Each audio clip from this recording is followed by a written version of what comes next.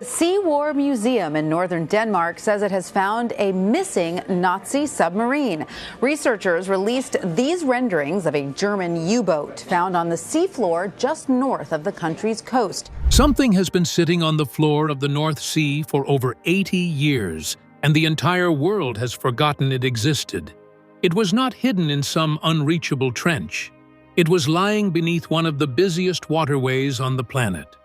Everyone surveyed waters and charted waters, and yet nobody found it.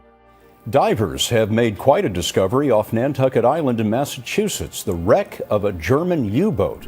Until 2023, when a team of scientists stumbled across a discovery that would expose a hole in history nobody knew existed. When they finally identified what it was, the real mystery was only just beginning. The discovery that should not exist. The North Sea is one of the most surveyed bodies of water on the planet. For decades, governments, oil companies, fishing fleets, and scientific organizations have dragged sensors across every inch of their floor. The seabed here has been mapped, remapped, and mapped again. Pipelines run along the bottom carrying oil and gas between nations. Fiber optic cables stretch between continents, carrying the data that powers the modern internet. Drilling platforms sink their massive legs into the mud and anchor themselves to the rock below. Fishing trawlers scrape nets across the seabed so frequently that entire ecosystems have been reshaped by the contact. If anything unusual were sitting down there, someone should have found it a long time ago. The idea that a full-sized submarine could escape detection in these waters was, to most experts, simply not credible. That is what made this discovery so unsettling. In the spring of 2023, the Norwegian research vessel GO-SARS was operating under a long-running government program called Mariano. This project has been working for years to map the geology, biology, and environmental conditions of the Norwegian seabed. It is not an amateur operation.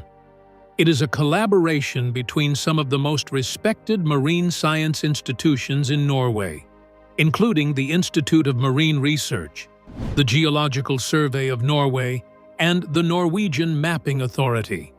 The data it produces is used by policymakers, environmental agencies, and researchers around the world.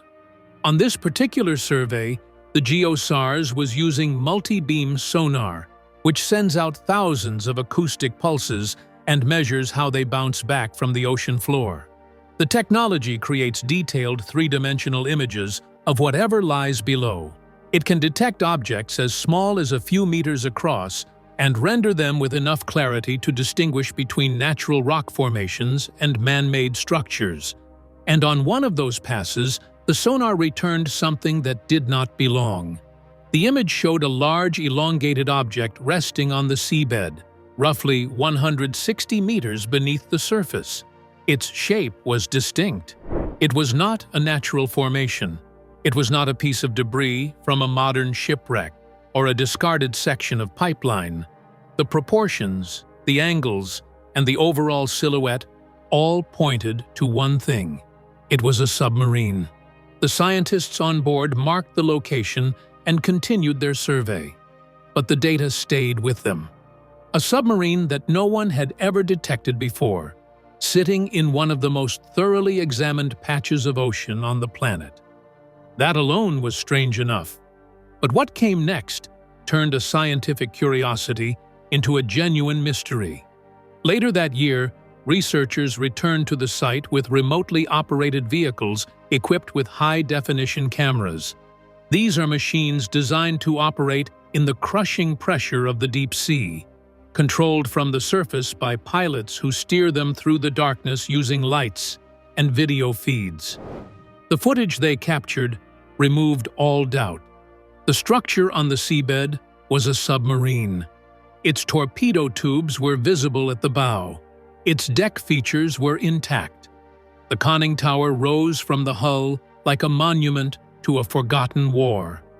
And the entire vessel was draped in marine life. Coral and sponges and anemones clinging to metal, that had not seen sunlight in over 80 years. The obvious next step was identification. Every navy keeps records of its submarines. Every vessel has a number, a name, a history of where it went, and what happened to it. So researchers pulled up the standard loss lists maintained by the British Royal Navy, the German Kriegsmarine, and other Allied and Axis forces that operated in the region during World War II. And they found nothing that matched. The wreck did not correspond to any known missing submarine in the official records for that exact location. It was as if the vessel had never existed on paper. The sonar had found something that history had somehow forgotten. To understand why this was so baffling, you need to understand how seriously the navies of World War II took their paperwork. The perfect records that were not perfect. The British Royal Navy and the German Kriegsmarine ran their submarine fleets with obsessive attention to detail. Every patrol was logged. Every engagement was recorded. Every departure, every return, every sinking, and every loss was written down in multiple overlapping sets of records. The British had their Admiralty files, thick volumes of operational reports stored in locked rooms in London. The Germans had their war diaries, known as Kriegstagebuch, meticulously maintained by submarine commanders who were required to document every significant event during a patrol. Both sides also intercepted and decoded each other's communications, which created even more layers of documentation. The level of detail was staggering. A single U-boat patrol report might include hourly position updates, weather observations, fuel consumption records, torpedo expenditure logs, descriptions of every ship sighted and every engagement fought, damage reports, crew health notes, and the commander's personal assessment of the mission. These documents were not filed away and forgotten. They were analyzed by naval intelligence, cross-referenced with reports from other units, and used to plan future operations. After the war ended, intelligence officers from the Allied nations went through captured German records with extraordinary thoroughness. They catalogued every U-boat, every mission, and every known fate. The British did the same with their own losses. Committees were formed. Reports were written.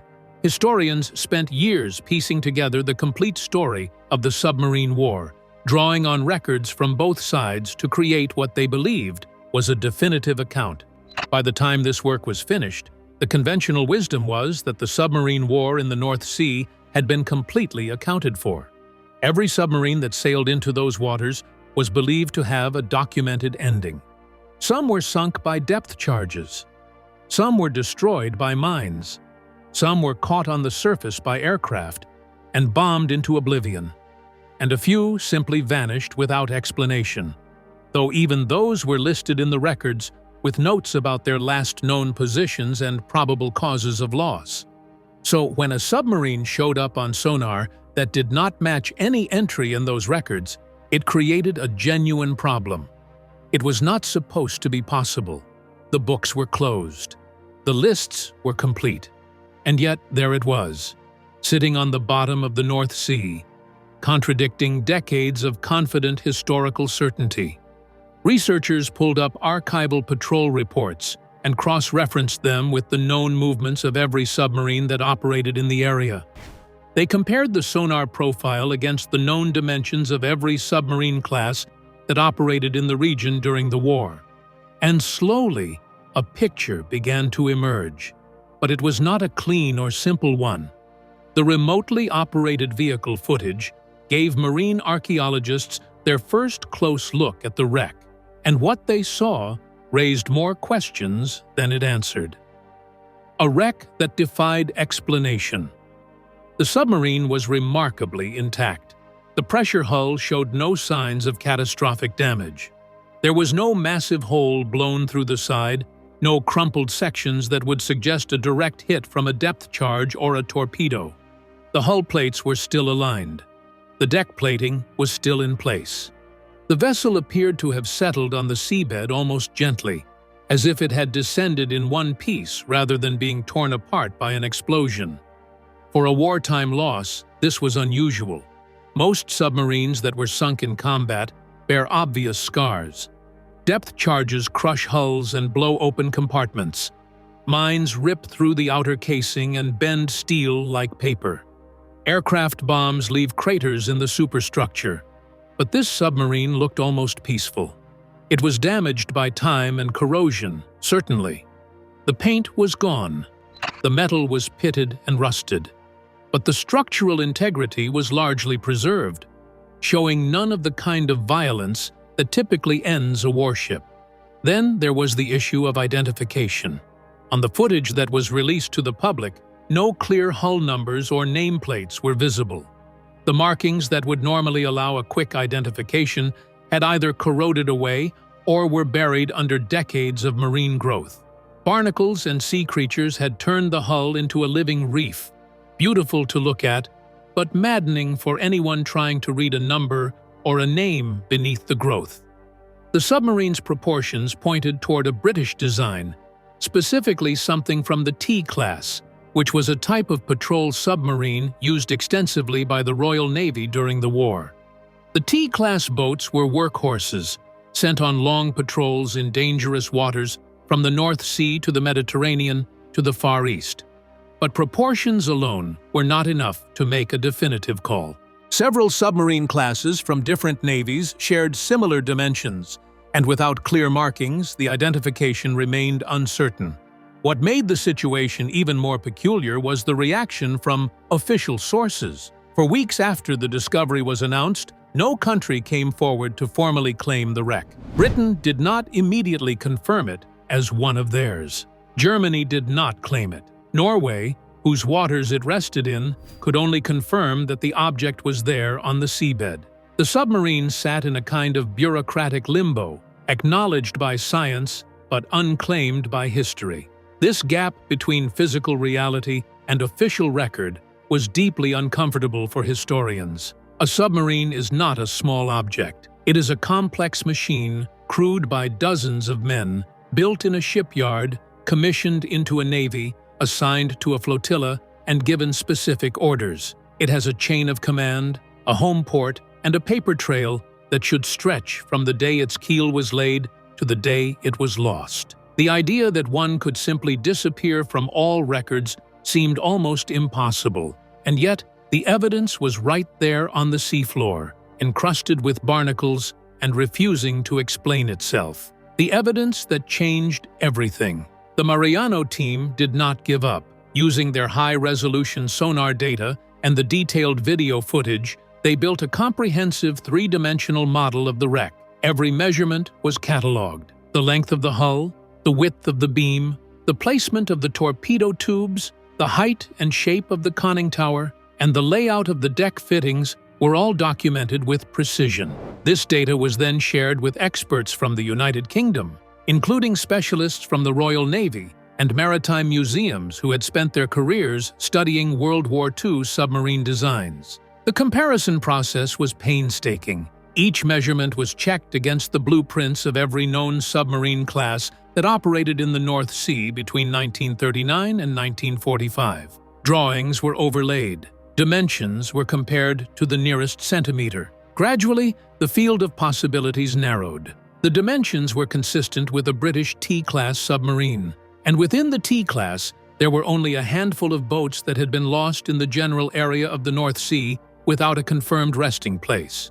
Two names kept coming up: HMS Oxley and HMS Thistle. HMS Oxley had been lost in 1939 under tragic circumstances. It was actually sunk by friendly fire from another British submarine, HMS Triton, in a case of mistaken identity that haunted the surviving crew for the rest of their lives. But its approximate position of loss was already documented, and it did not match the new wreck site. That left HMS Thistle, and when experts looked at the evidence closely, the pieces began to fit. HMS Thistle was a T-class submarine that had been operating off the coast of Norway during the early years of the war. It departed for a war patrol in April 1940 and simply never returned.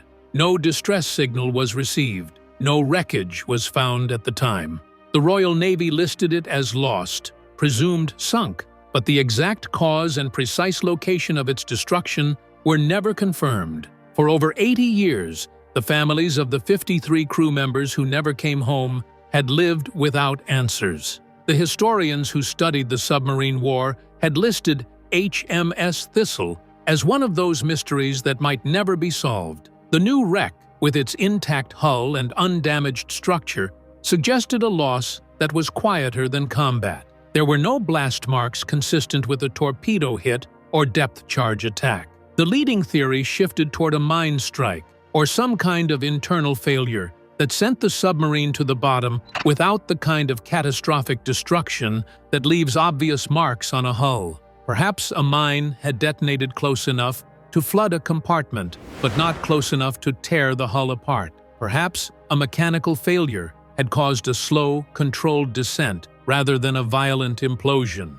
The experts concluded that the wreck was almost certainly HMS Thistle, but the word almost was important. Without physically accessing the interior of the submarine or finding a definitive identifying feature like a builder's plate or a serial number, absolute certainty remained just out of reach. The evidence was overwhelming, but it was circumstantial. And in the world of marine archaeology, circumstantial evidence, no matter how strong, always leaves room for doubt. What made this discovery even more remarkable was that it was not the first time a forgotten submarine had turned up in these waters. The other phantom of the deep. Just a few years earlier, researchers from the Sea War Museum Jutland in Denmark had found another World War II submarine in the same general region of the North Sea. This one was German.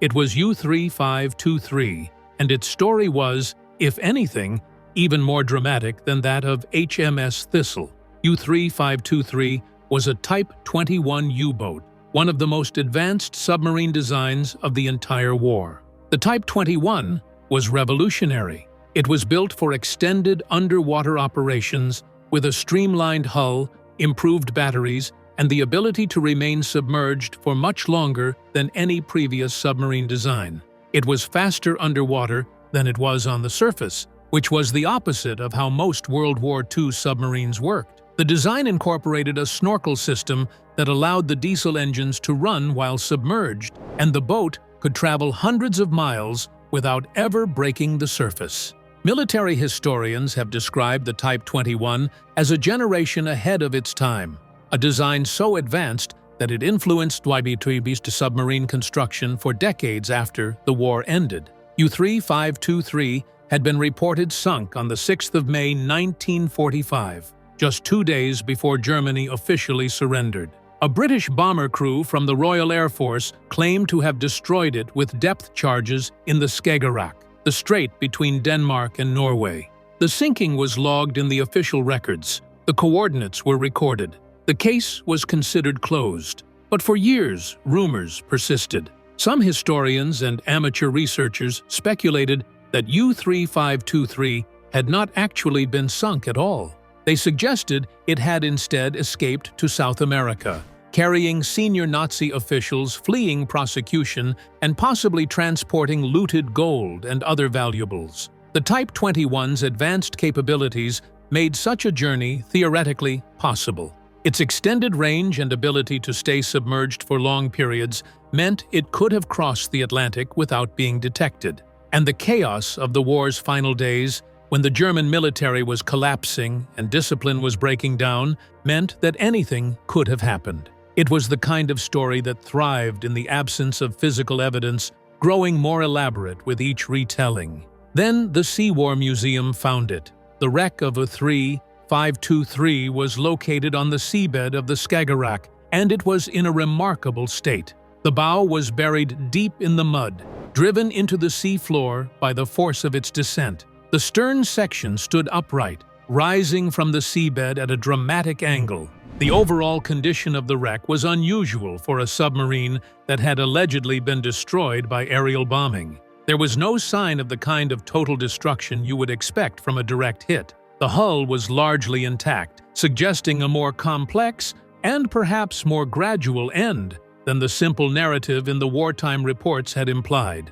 But here is the detail that connected U-3523 to the story of HMS Thistle in a profound way. When researchers compared the actual location of the wreck to the coordinates recorded in the British bomber crew's report, they found a significant discrepancy. The submarine was lying nearly 9 nautical miles away from where the wartime records said it should be. 9 nautical miles. That is roughly 16 kilometers. In the middle of the ocean, during a bombing run in the final chaotic days of a world war, a crew had reported coordinates that were simply wrong. And because those coordinates were accepted and filed without question, every subsequent search for U-3523 had been conducted in the wrong location. Decade after decade, anyone who went looking for the wreck was searching in empty water while the actual submarine lay undisturbed 16 kilometers away. It had been lost not because it was hidden, but because someone wrote down the wrong numbers. The mistake that erased a submarine. These two discoveries, HMS Thistle and U-3523, together reveal something deeply unsettling about the way we think about historical records. We tend to treat official documents as if they are gospel. When a naval archive says a submarine was lost at a particular set of coordinates, we believe it. When a loss list says every vessel has been accounted for, we accept it. And when historians write books declaring that the submarine war in the North Sea has been fully documented, we take them at their word. But both of these cases demonstrate that records can be wrong in ways that are almost impossible to detect without physical evidence. In the case of U-3523, a simple error in coordinates kept the wreck hidden for over 70 years. In the case of HMS Thistle, the lack of any confirmed loss position meant that the submarine existed in a kind of historical gray zone, officially acknowledged as lost but practically invisible because nobody knew where to look. And these are not isolated cases. Marine archaeologists working in the North Sea and the waters around Scandinavia have been finding unidentified wrecks with increasing frequency as sonar technology improves. Some of these wrecks turn out to be known vessels that were simply in the wrong place according to the records. Others take years to identify because they do not match any documented loss in any naval archive. And a few remain complete mysteries to this day, sitting silently on the seabed with no name, no flag, and no explanation. The reasons for these gaps are varied but consistent. In the chaos of wartime, reports were often written under extreme stress and submitted with incomplete information. Coordinates were estimated from dead reckoning calculations, not measured with precision instruments. Battle damage assessments were based on what crews could see through periscopes or from the windows of aircraft flying at high speed through anti-aircraft fire. A pilot dropping depth charges while under fire and trying to avoid being shot down cannot be expected to note his exact position with pinpoint accuracy. Mistakes were inevitable. Then, after the war, the sheer volume of records meant that errors were rarely caught. When you are processing thousands of patrol reports, hundreds of loss notifications, and mountains of intelligence intercepts, a wrong set of coordinates or a misfiled report can easily slip through the cracks. And once an error enters the official record, it tends to stay there permanently. Historians cite the records. Other historians cite those historians. Textbooks repeat the accepted version. And before long, the mistake becomes an accepted fact, repeated so often that no one thinks to question it. This is how submarines disappear. Not because they are physically hidden, but because the paperwork that is supposed to remember them gets it wrong. A transcription error, a misread coordinate, a report filed in the wrong folder, a position estimate made under fire that was off by a few miles. These tiny clerical failures, compounded over decades, create gaps in history that can swallow entire warships whole. What the ocean still holds.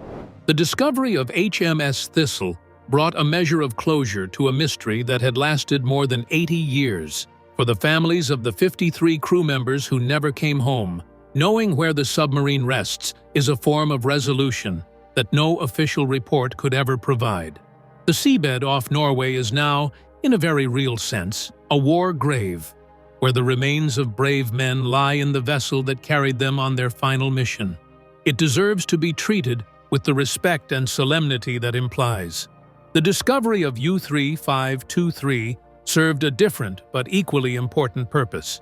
It put to rest the conspiracy theories about escaped Nazis and hidden gold that had swirled around the submarine for decades. The submarine did not flee to South America. It did not carry fugitives to safety on a distant continent. It went down in the Skagerrak, exactly as the British bomber crew reported, just not where they said it happened. The truth was more mundane than the legend, but it was also more honest. And sometimes honest answers, even when they are disappointing, are more valuable than exciting myths. Together, these discoveries remind us of something that we would prefer not to think about. Our knowledge of the past is not as complete as we assume. The records we rely on were created by human beings under extraordinary pressure, and those records contain mistakes. Some of those mistakes have been sitting undetected for the better part of a century, waiting for the right technology to come along and expose them. We build our understanding of history on documents and files and reports, and we treat those documents as if they are infallible, but they are not. They are the product of people doing their best in impossible circumstances, and sometimes their best was not good enough to capture the full truth of what happened. Modern technology is changing the game in ways that the naval officers of World War II could never have imagined. Multi-beam sonar can now create images of the seafloor so detailed that individual rivets on a hull can be counted. Remotely operated vehicles can descend to depths that would crush a human diver and spend hours filming and photographing wrecks in conditions of perfect clarity. Advanced imaging systems can see through sediment and marine growth to reveal the structures hidden beneath. And with each new survey, more anomalies appear. More shapes on the sonar that do not match the records. More wrecks that challenge what we thought we knew. The North Sea alone, which has been surveyed more thoroughly than almost any other body of water on Earth, continues to surprise. If submarines can hide there, in waters that have been scanned thousands of times by dozens of different organizations over the course of many decades, then what is waiting in the less explored oceans of the world? The Atlantic, the Pacific, the Indian Ocean, and the Arctic all saw extensive submarine operations during World War II. Thousands of vessels from multiple nations were lost in those waters, and many of those ocean floors have never been surveyed with anything close to the technology that found HMS Thistle and U-3523. The ocean does not forget. It keeps everything. Every ship that ever sank, every submarine that ever went down, every piece of wreckage from every conflict in human history is still out there, somewhere on the seafloor, preserved in cold darkness. The sand shifts over them, the currents polish them. The creatures of the deep make homes in their compartments. But the metal endures, the shapes remain, and the stories they carry wait patiently for the day someone comes looking. The only question is whether we have the tools and the patience and the curiosity to find them. And based on what has happened in the North Sea over the past few years, the answer is becoming clearer with every new survey. We are entering an era where the ocean floor is no longer a place of permanent mystery. It is becoming readable. It is becoming knowable. And the secrets it has been keeping for 80 years, for 100 years, for centuries, are beginning to surface one by one. And sometimes, as these discoveries prove, the ocean reveals its secrets only when it is ready. Not when we are looking for them, not when we expect to find them, but when the technology finally catches up to the truth that has been sitting quietly on the bottom, waiting for someone to point a sonar beam in the right direction and ask the right question. It happened with HMS Thistle. It happened with U-3523. And if the patterns of recent years are any indication, it is going to happen again. Somewhere out there, right now, another submarine is lying on the seafloor. Its crew is still at their stations. Its story is still untold, and the only thing standing between that submarine and the history books is the next sonar pass. The sonar found a submarine. No country claimed it. Experts said that was impossible. And then history had to rewrite itself to explain what had been there all along. These submarines did not truly vanish. They were always there, resting in the cold darkness of the North Sea, exactly where they fell on the day they died. It was only on paper that they disappeared. The ocean remembered what history forgot. And now, slowly and steadily, the truth is rising back to the surface. The age of underwater discovery is not over. It is only just beginning. So what do you think? Are there more forgotten submarines still hiding on the ocean floor, waiting to rewrite history? Drop your thoughts in the comments below and let us know which lost warship mystery you want us to investigate next.